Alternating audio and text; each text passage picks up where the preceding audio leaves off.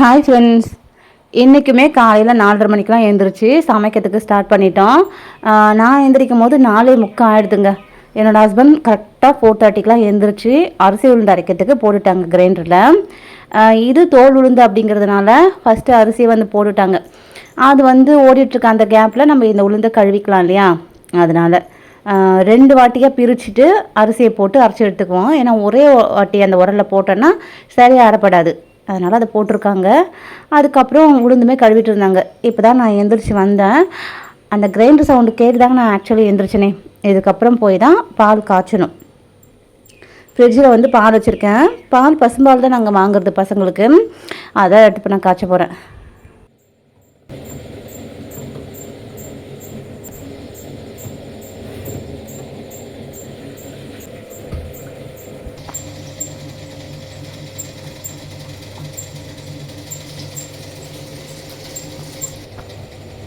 நான் எப்போ சமைக்க வந்தாலும் ஒரு சைடு ஜன்னலை திறந்து விட்டுருவேன். ரெண்டுமே திறக்க மாட்டேன். 5 மணிக்கு மேலே இல்லை ஒரு 5:30 மணிக்கு அப்படி தான் திறப்பேன். ஏன்னா வெளிச்சமாக இருக்குது அப்படின்னா ஜன்னல் வழியாக எது உள்ளார வந்தால் நமக்கு தெரியும். ஒரு வாட்டி வந்து பாம்பு உள்ளார வந்துடுது, அதனால் பயத்தில் ஒரு சைடு மட்டும் திறந்து வச்சுருந்தேன். இருட்டாக இருந்தாலும் பரவாயில்ல, வியூ தெரியலனாலும் பரவாயில்ல, கொஞ்சம் நல்லா ஃப்ரெஷ்ஷான காற்று உள்ளார வரும் அப்படின்ட்டு திறந்து வச்சுருந்தேன். சில வாட்டி வந்து அந்த நட்சத்திரம் நிலாலாம் இருக்கும், பார்க்குறதுக்கு ரொம்ப அழகாக இருக்கும் அந்த வியூ. அதனால தான் நான் அதிகபட்சம் திறந்து வைக்கிறது. பால் வந்து கொச்சிட்டு எல்லாருக்கும் காஃபி போட்டு கொடுக்கலாம் அப்படின்ட்டு காஃபி பொடியும் சர்க்கரையும் ஒரே டம்ளரில் வச்சுட்டு அதுக்கப்புறம் எனக்கு தனியாக நான் பால் எடுத்து வச்சுக்குவேன். நான் சுகர் ஆட் பண்ணி குடிக்கிறது இல்லைங்க. வெயிட் லாஸ் பண்ணதுலேருந்து சுகர் வந்து அவாய்ட் பண்ணிட்டேன். அதே மாதிரி டீ காஃபியுமே நான் குடிக்க மாட்டேன். என்னோடய ஹஸ்பண்ட்க்கு டீ காஃபி தான் பிடிக்கும், பால் பிடிக்காது. அதனால அவங்களுக்கு பிடிச்ச மாதிரி போட்டு கொடுத்துடலான்னு சொல்லிட்டு காஃபி தான் போட்டு கொடுத்தேன். அந்த காஃபியுமே வந்து ஸ்ட்ராங்காக போடாமல் லைட்டாக தான் போட்டிருந்தேன். காஃபி பொடி பார்த்திங்கன்னா 3 பேருக்கு நான் மிக்ஸ் பண்ணி வச்சுருந்தேங்க. சரி பசங்களுக்கும் காஃபியை கொடுத்துக்கலாம் அப்படின்ட்டு. பசங்க வந்து காஃபி தான் வேணும், டீ தான் வேணும்னா கேட்க மாட்டாங்க. அவங்களுக்கு பால் கொடுத்தாலும் டீ காஃபி கொடுத்தாலும் இல்லைன்னாலும் என்னன்னாலும் அவங்க வந்து அட்ஜஸ்ட் பண்ணிக்குவாங்க. அந்த ஒரு நல்ல ஹேபிட் அவங்ககிட்ட இருக்குது. லைட்டான ஒரு காஃபியை போட்டாச்சு. என்னோடய ஹஸ்பண்ட் எழுப்பி கொடுத்துட வேண்டியதான். அவர் உளுந்தெல்லாம் கழுவி எடுத்து வச்சுட்டு அரிசி ஓடிட்டுருக்கு, அது வரைக்கும் நான் கொஞ்ச நேரம் படுக்கிறேன்னு சொல்லி வந்து படுத்துட்டாங்க. அவங்கள எழுப்பி காஃபியும் கொடுத்தாச்சு. கிணறுவா 3 சுழினா வரும், 3 சுழினா எல்லாமே.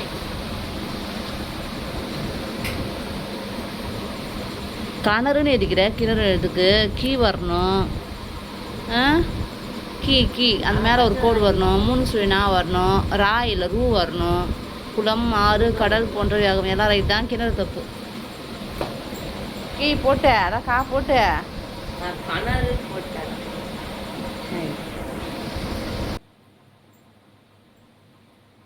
2 பேருமே ஸ்கூல் விட்டு வந்தோடனே நல்லா டிவி பார்த்துட்டு விளையாடிட்டு ஒரு 9-10 மணி போல் எடுத்து படிக்கிறன்ற பேரில் புக்கை திறந்து வச்சு தூங்கிடுவாங்க. சரி தூங்குறது உட்காந்து ஏன் தூங்குறீங்க, படுத்தே தூங்குன்னு சொல்லி நான் புக்கெல்லாம் எடுத்து வச்சு தூங்க சொல்லிடுவேன். அப்படி தான் தூங்கிடுறது. காலைல எழுந்திரிச்சு நான் 5:30 மணிக்கு எழுப்பு அப்படின்னு சொன்னாங்க. நானும் அதே மாதிரி அவங்கள போய் எழுப்பி விட்டேன். உட்காந்து படிக்கிறாங்க. காஃபி கொடுத்துட்டு அதை கூட குடிக்கலங்க, உட்காந்து படிச்சுட்டு இருந்தாங்க. வாசலுக்கு என்னோடய ஹஸ்பண்ட் தண்ணி தெளிச்சிருந்தாங்க. எங்கள் வீட்டில் பார்த்தீங்கன்னா ஃபுல்லாகவே இருட்டாக தாங்க இருக்கும். லைட் வந்து இருக்குதான், ஆனால் எல்லா இடத்துலையும் ஒவ்வொரு லைட் போட்டிருக்கோம். அந்த லைட்டும் பார்த்தீங்கன்னா எல்இடி பல்புன்னு சொல்லி குட்டி குட்டியாக இருக்கும் இல்லையா, அதுதான் வந்து போட்டிருக்கோம். அது வந்து 20 ரூபாவோ என்னமோ அந்த ரேட் தான் நினைக்கிறேன். இல்லை 30 ரூபா 50 ரூபா அதுக்குள்ளே தான் இருக்கும். அந்த மாதிரி ஒரு லைட் தான் வந்து வீடு ஃபுல்லாகவே போட்டிருக்கோம். ஒரு 4-5 லைட் இருக்கும். வீடுமே ரொம்ப சின்ன குட்டி வீடு தாங்க. இது ஒரு ஓடு வீடு தான். இது ஏன் நான் சொல்கிறேன் அப்படின்னு பார்த்தீங்கன்னா, நம்மளோட வீடியோவில் வந்து லைட்டிங் வந்து குவாலிட்டி அந்தளவுக்கு இருக்காது. டே டைமில் எடுக்கிறோன்னா நல்லா சூப்பரான கிளாரிட்டி இருக்கும். ஆனால் இந்த மாதிரி நைட் டைமில் எடுக்கிறோம், ஏர்லி மார்னிங்கில் எடுக்கிறோம் அப்படின்னா, விடியற் காலையில் எடுக்கிறோன்னா அந்த கிளாரிட்டி வந்து ரொம்ப கம்மியாக இருக்கும். அதனால தான் நான் வந்து சொல்கிறேன். வீடுமே உள்ள ஸ்பேஸ் வந்து ரொம்ப கம்மியாக தான் இருக்கும். ஆனாலும் எனக்கு இந்த வீட்டில் ரொம்ப ஹாப்பியாக இருக்கும். கல்யாணம் ஆனால் நிறைய பேருக்கு இந்த எக்ஸ்பீரியன்ஸ் இருக்கும் அப்படின்னு நினைக்கிறேன். கல்யாணத்துக்கு முன்னாடி வரைக்கும் நம்ம அம்மா வீடு நமக்கு இருக்குதுன்னு சொல்லி நம்ம ரொம்ப சந்தோஷமாக இருப்போம். ஆனால் கல்யாணத்துக்கு அப்புறம் அம்மா வீடே நமக்கு வந்து ஒரு கெஸ்ட்டு வீடு மாதிரி தான் இருக்கும். நம்ம போய் எங்கள் உரிமையை எதுவுமே எடுக்க முடியாது, எதுவுமே பேச முடியாது. 2 நாள் 3 நாள் நம்ம எக்ஸ்ட்ரா இருந்துட்டோம்னா எப்போ ஊருக்கு போகிறேன்ற கொஷின் அங்கேருந்து வரும். அதே மாதிரி மாமியார் வீடு தான் நமக்கு சொந்தம் அப்படின்னு நினச்சிங்கன்னா அதுவும் கிடையாது. நம்ம மாமியார் வீட்டுக்கு வந்துட்டாலும் நம்ம சந்தோஷமாக அப்படிலாம் இருக்க முடியாது. மாமியார் என்ன பண்ணுவாங்க, இங்கே ஏன் உட்கார்ற, இங்கே ஏன் தூங்குற, இத்தனை மணி வரைக்கும் ஏன் தூங்குற, இதை ஏன் பண்ணல அப்படின்ற கேள்விலாம் நம்மள கேட்பாங்க. இதே வாடகை வீடாக இருந்தாலும் அது நம்ம தனியாக இருக்கும் அப்படின்ற பட்சத்தில் நான் இதில் யாரையும் தனி கொடுத்தனம் போக சொல்லிலாம் சொல்லலை. இது தனிப்பட்ட ஒரு சொந்த கருத்து தான் வச்சுக்கோங்களேன். இது எனக்கு நான் என்ன ஃபீல் பண்ணணும் அதை நான் அவங்ககிட்ட ஷேர் பண்ணுறேன். இதுவே நம்ம தனியாக இருக்கோம், நம்ம குழந்தைங்க நம்ம ஹஸ்பண்டோட நம்ம தனியாக இருக்கோம் அப்படின்னா நம்ம எவ்வளோ நேரம் வேணாலும் தூங்கலாம், என்ன வேலை எப்போ வேணாலும் செய்யலாம். இதில் நம்ம யாருமே நம்மளை கேள்வி கேட்கறதுக்கு அங்கே இருக்க மாட்டாங்க. இது ஏன் நீ இப்போ பண்ண, அதே இப்போ பண்ண, இது என்னோடய வீடு தெரியுமா, இங்கே நீ அதிகாரம் பண்ணாத அப்படிங்கிற கேள்வி 2 சைட்லேயுமே, அம்மா வீடாக இருக்கட்டும் இல்லை மாமியார் வீடாக இருக்கட்டும், இந்த மாதிரி கொஷின் நம்மளை கேட்க மாட்டாங்க. ஸோ அதனால் ஒரு சின்ன வீடாக இருந்தாலும் அது நம்ம வீடாக இருக்கணும் அப்படின்னு நான் நினைப்பேன். அதனால எனக்கு இந்த வீடு ரொம்ப பிடிக்குங்க. ஏன்னா நிறைய அந்த மாதிரி நம்ம கேட்டிருப்போம் அந்த வார்த்தைகள் எல்லாமே. அதனால் எனக்கு பர்சனலி இந்த வீடு எனக்கு பிடிக்கும், நான் இருக்க வீடு பிடிக்கும். அது ரொம்ப சின்ன வீடாக இருந்தாலும் எனக்கு இது ஒரு பெரிய பேலஸ் மாதிரி. நான் எந்த இடத்த வேணால் உட்காந்துருக்கலாம், எவ்வளோ நேரம் வேணால் தூங்கலாம், என்ன வேலை வேணால் செய்யலாம், செய்யாமல் இருக்கலாம். அது ஒரு கேள்வியாக வராது. நிறைய கல்யாணம் ஆனதுக்கப்புறம் பொண்ணுங்க இந்த ஒரு விஷயத்த ஃபேஸ் பண்ணி தான் இருப்பாங்க. அந்த மாதிரி இந்த வீடியோ பார்க்குற யாருக்காவது நடந்திருந்தது அப்படின்னா கண்டிப்பாக என்னோடய கமெண்ட்டில் ஷேர் பண்ணுங்கள். உங்கள் லைஃப்பில் இந்த மாதிரி வீடு சம்மந்தப்பட்டு என்ன மாதிரி வார்த்தைகள் வந்தது அப்படின்ட்டு. சில வாட்டி வாடகை வீட்டில் இருக்கவங்களுக்கு கூட இந்த மாதிரி ஒரு பேச்சு வரும். அவங்க நினைப்பாங்க நம்ம வாழ்நாளுக்குள்ளார ஏதாவது ஒரு சின்ன வீடாவது கட்டி சொந்த வீட்டில் வாழணும் அப்படின்ட்டு. வீடுங்கிறது நிறைய பேருக்கு கனவாகவே இருக்குது, சில பேருக்கு லட்சியமாக இருக்குது, இல்லை கண்டிப்பாக அதை செஞ்சே ஆகணும் அப்படின்ட்டு.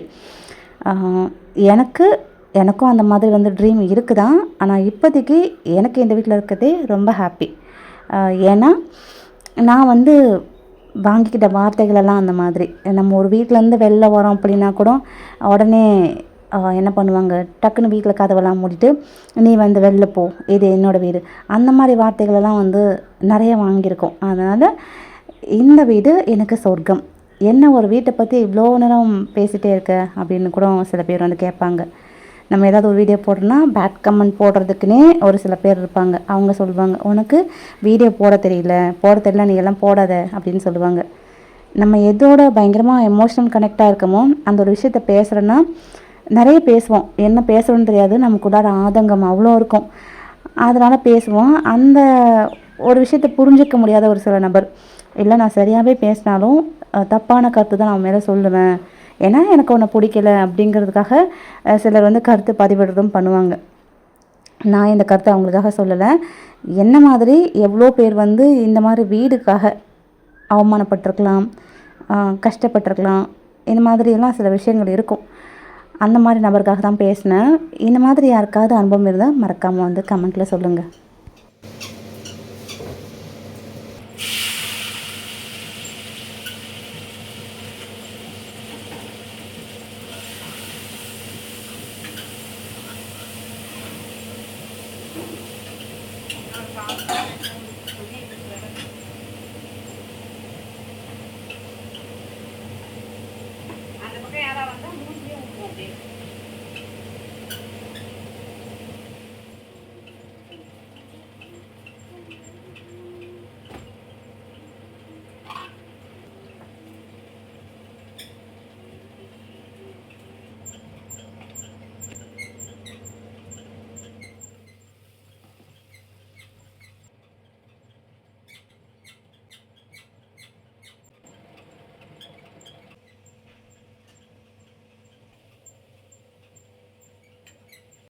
நான் குழம்பைக்கு போக முன்னாடியே சாப்பாடு போட்டு ஆற வச்சுட்டேன், நல்லாவே ஆறிடுது. லெமன் குழம்பு ஊற்றி கிளறிட்டோம் அப்படின்னா லஞ்சு ரெடி ஆகிடும். இன்றைக்கி லெமன் சாதமே கொடுத்துடலாம் அப்படின்ட்டு அதை பண்ணியிருக்கேன். சைடிஷ்க்கு பெருசாக ஒன்றும் பண்ணலைங்க. இந்த கருப்பு கடலை வேக வச்சேன்ல அதுதான் கொடுக்க போகிறேன். காலைல சாப்பாடுக்கும் ரைஸ் தான், அதான் 1000 மட்டும் கேட்குறாங்க. இன்றைக்கி சாப்பாடு ரைஸ் தானா அப்படின்ட்டு. ஏன்னா அரிசி உளுந்து இன்றைக்கி தான் அரைச்சிருக்கிறேன், மாவுமே தீர்ந்து போச்சு. சேமியா செய்யலாம் அப்படின்னு பார்த்தா அதுவுமே ஒரு பேக்கெட் தான் இருக்குது, பத்தாதுன்னு சொல்லி நான் செய்யலை. பசங்களுக்கு இன்றைக்கி காலையில் காலிஃப்ளவர் குழம்பும் அதுக்கப்புறம் மதியத்துக்கு லெமன் சாதமும் கருப்பு கடலையும் தான் கொடுத்து விட போகிறேன். இன்றைக்கி ரொம்ப சிம்பிளாகவே செஞ்சு முடிச்சிட்டேன்.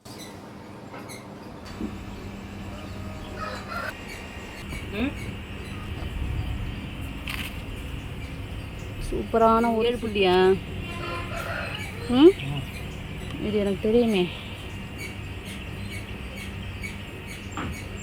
எனக்கு சிக்கு கோலம்னா அவ்வளோ வராது.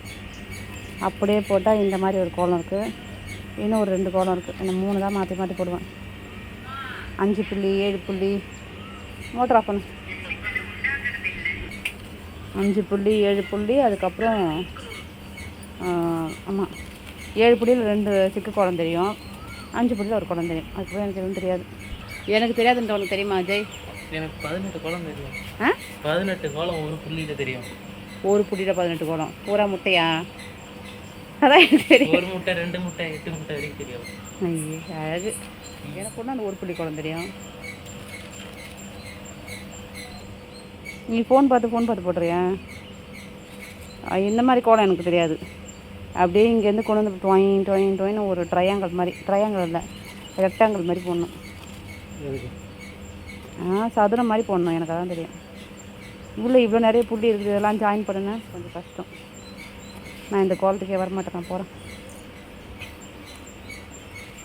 எனக்கெல்லாம் ஃபோன் பார்த்து போட்டால் கூட இந்த அளவுக்கு சிக்கு கோலம் போட வராது. என் ஹஸ்பண்ட் ரொம்ப சூப்பராக போட்டிருக்காங்க. இன்றைக்கி லஞ்சை பசங்களே பேக் பண்ணிக்கிறாங்க. டெய்லியுமே நான் தான் பேக் பண்ணி கொடுத்து விடுவேன். இன்றைக்கி ஒரு நாளைக்கு நீங்களே பேக் பண்ணுங்கப்பா அப்படின்னு சொல்லிட்டு கப்பை மட்டும் எடுத்து கொடுத்துட்டேன். நம்ம சாப்பாடு வைக்கிறோன்னா கொஞ்சம் நிறைய தான் வைப்பாங்க, குழந்தை சாப்பிட்டோம் அப்படின்ட்டு. ஆனால் அவங்களுக்கு அது ரொம்ப கஷ்டமாக இருக்குது. இவ்வளோ வைக்காதீங்க, சாப்பிட முடியல அப்படின்ட்டு அந்த சாப்பாடு வந்து இன்னும் கம்மி பண்ணுங்கன்னு சொல்லிட்டே இருக்காங்க. ஸோ அதனால் வந்து நீங்களே இன்றைக்கி உங்களுக்கு தேவையான அளவுக்கு எடுத்து வச்சுக்கோங்க அப்படின்னு சொல்லி கொடுத்து விட்டுட்டேன். அவங்க தான் அவங்களுக்கு தேவையான அளவுக்கு எடுத்து வச்சுக்கிட்டாங்க. சூப்பராக பேக் பண்ணியாச்சு. இன்னைக்கு இப்போ தான் ஒருத்தர் இன் பண்ணுறாரு, டக்கின் பண்ணுறாரு.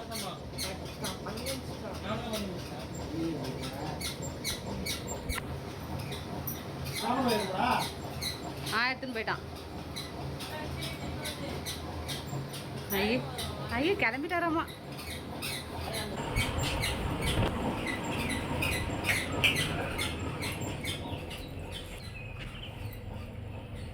ஒரு பேக் மாட்டுறாரு.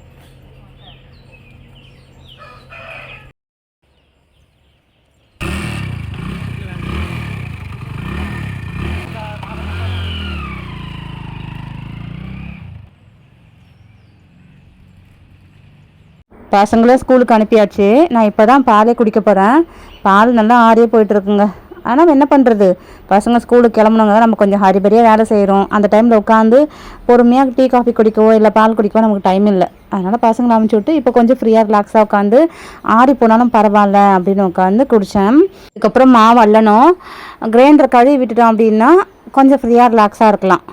அதுக்கப்புறம் நமக்கு வேலை பெருசாக இருக்காது. ஏன்னா பாத்திரமும் கடை தேய்ச்சாச்சு, துணி மட்டும் தான் துவைக்கிற வேலை இருக்கும். இன்றைக்கி டே எனக்கு இப்படி தாங்க ஸ்டார்ட் ஆச்சு. இன்னைக்கு வீடியோ அவ்வளோதான் ஃப்ரெண்ட்ஸ். இந்த வீடியோ உங்களுக்கு பிடிச்சிருந்ததுன்னா மறக்காமல் நம்ம சேனலை லைக் பண்ணுங்க, ஷேர் பண்ணுங்க, சப்ஸ்கிரைப் பண்ணுங்க. நெக்ஸ்ட் வீடியோவில் பார்க்கலாம். அது வரைக்கும் பாய்.